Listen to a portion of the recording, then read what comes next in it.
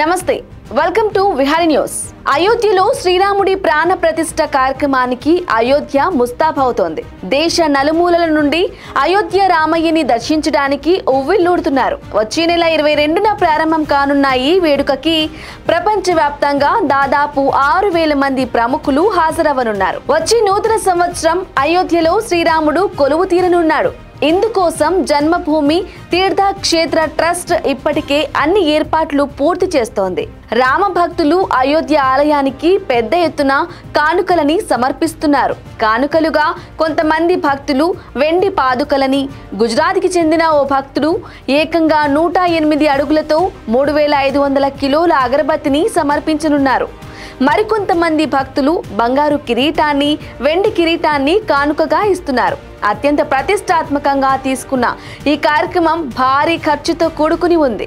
ఇప్పటికే ఆలయ నిర్మాణం తుది దశకు చేరుకోగా ఇక ద్వారాల అమరిక మాత్రమే మిగిలి ఉంది. టేకుతో నిర్మిస్తున్న ఈ ద్వారాలు మన భాగ్యనగరంలోనే తయారవుతోంది. సికింద్రాబాద్ పరిధిలోని అనురాధ టింబర్ ఎస్టేట్ నిర్వాహకుడు చదలవాడ శరత్ బాబు నేతృత్వంలో జూన్లో ప్రారంభించారు. 8 అడుగుల ఎత్తుతో 12 అడుగుల వెడల్పుతో ప్రధాన ద్వారం, 118 ఇతర ద్వారాలని తయారు చేస్తున్నారు. ఇప్పటికే ప్రధాన ద్వారంతో పాటు మరో 18 ద్వారాలకు బంగారు పూత పోయించామని, మరో 200 ద్వారాలకు పనులను పూర్తి చేస్తామని శరత్ బాబు పేర్కొన్నాడు. ఈ ద్వారాలలో ప్రత్యేకత ఏంటంటే స్టీలు, ఇనుము వాడకుండా మహారాష్ట్రకి చెందిన బల్లార్షా టేకుతోనే ఇవి తయారు చేయబడటం. ప్రతిష్టాత్మకంగా తీసుకున్న ఈ నిర్మాణంలో కొత్త సంవత్సరం రోజున కొన్ని ద్వారాలని అమర్చే దిశగా సన్నాహాలు చేస్తున్నారు.